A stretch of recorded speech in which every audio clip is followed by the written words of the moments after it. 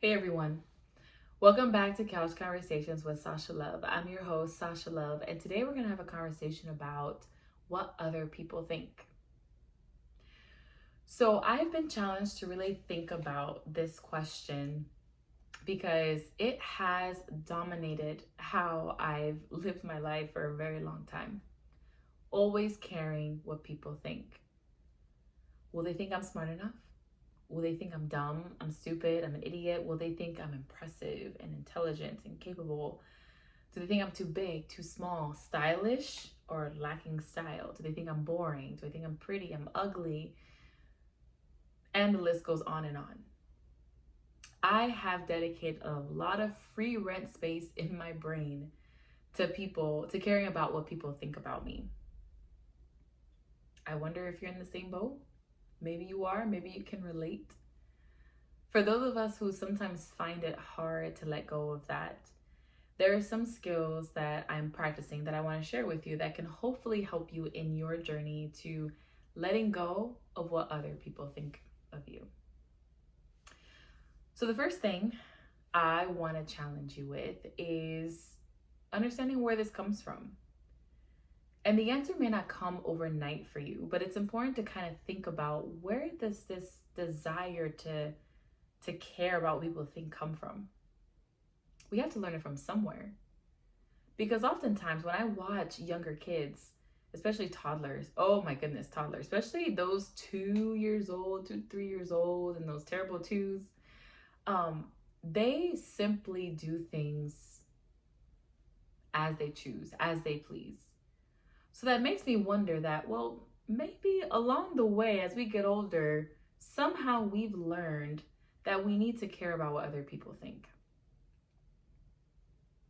So, taking the time to find out why, whether it was in your childhood, maybe there was an experience that happened that makes you really sensitive about what people think. Maybe you were blindsided. Maybe something happened in your life where you've been traumatized, and now you constantly think about what people think about you. Finding out why may not necessarily make that feeling go away, but it can be helpful in giving you context for where it came from. And perhaps it can invite you to do some work and do some healing in that area. So, first is finding why.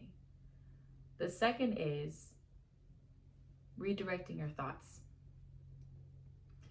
So, for me, whenever I'm in a space of caring what people think, or maybe caring a little too much about what people think, the thought that usually comes to mind is, oh, she will think is, what will she think? What if she thinks I am? And that's how it starts. And lately, I've been trying to catch myself in that pattern and rewrite the script. So instead of, what will she think of me if I do? Instead, I ask myself, what do I think about doing this? What do I think about making this decision? What do I think about wearing this outfit? What does showing up for this commitment mean for me? What does canceling this appointment mean for me? What do I think about my choices, my thoughts, my decisions in life, and the way that I'm choosing to live? And I'm going to be honest with you, going down that path and having these thoughts and trying to answer them is not easy. Because oftentimes, because I'm so used to thinking about what other people think and working so hard and getting my PhD and what other people will think of me, sometimes I'm feeling I'm operating at an elementary school level when it comes to figuring out what I think about the things that I do. So it's a challenge, but it's one that really helps me refocus more on learning how to live life according to my core values and the principles that I've learned. So that's number 2. And the last point I'll leave related to how to redirect our thought, how to care less, I should say, about what other people think, is reaffirming yourself of who you are.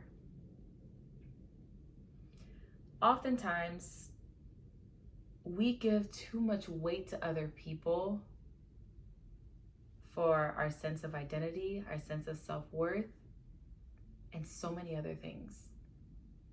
And sometimes we give that authority to people who could care less about us, to people who wouldn't help us if we were in a bind, to people who wouldn't be there for us if we were in a tough spot, for people who would probably replace us, whether it's at work or in a specific relationship or any other space, as soon as we no longer are useful for them.